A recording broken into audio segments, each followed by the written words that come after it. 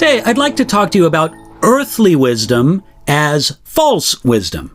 Going to read you from James chapter 3, verses 14, 15, and 16, where we read this. But if you have bitter envy and self-seeking in your hearts, do not boast and lie against the truth. This wisdom does not descend from above, but is earthly, sensual, demonic.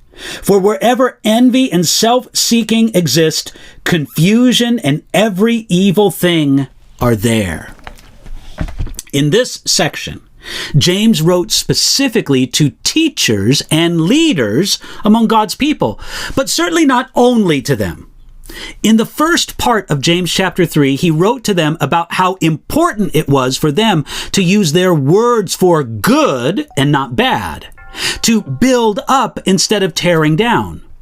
In the second part of James chapter 3, he focused on how important it is for leaders among God's people to live in wisdom. Here, James described the character of earthly wisdom in contrast to the heavenly wisdom that teachers, leaders, and really everyone among God's people should have.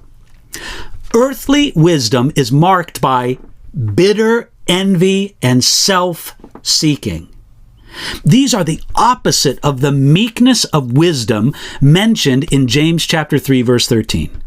These words actually refer to someone who has a critical, contentious, fight-provoking manner.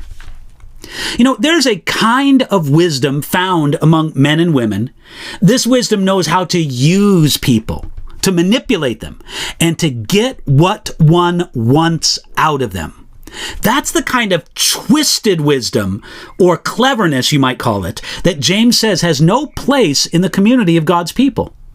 Now, sometimes this is complicated, because good goals can be pursued with earthly wisdom.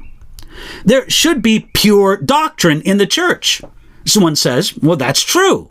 But pure doctrine should never be sought or promoted with a display of bitter envy and self-seeking, or with boasting and neglect of the truth. If I suspect that a man is a false teacher, I have no permission from God to oppose him with the tools of earthly wisdom, that is envy, self-seeking, boasting, and being against the truth. Therefore, James tells us, do not boast and lie against the truth. Anyone who shows bitter envy and self-seeking should not deceive anyone, especially themselves, about how wise they are.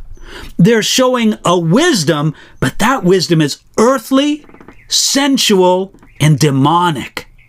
Their wisdom is more characteristic of the world, the flesh, and the devil than it is of God. This wisdom that James referred to is not really wisdom at all.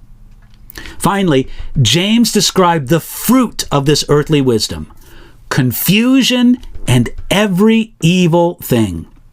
The wisdom of the world, the flesh, and the devil might be able to accomplish things, but it's always tainted with the spots of confusion and every evil thing. God calls his people, especially teachers and leaders, to live lives of wisdom. Yet, it's important to understand that this wisdom isn't the same as the cleverness of this world, the earthly wisdom that James wrote about. We need to pursue heavenly wisdom, which flows from the Word of God and the nature of God. And we can pursue that heavenly wisdom today.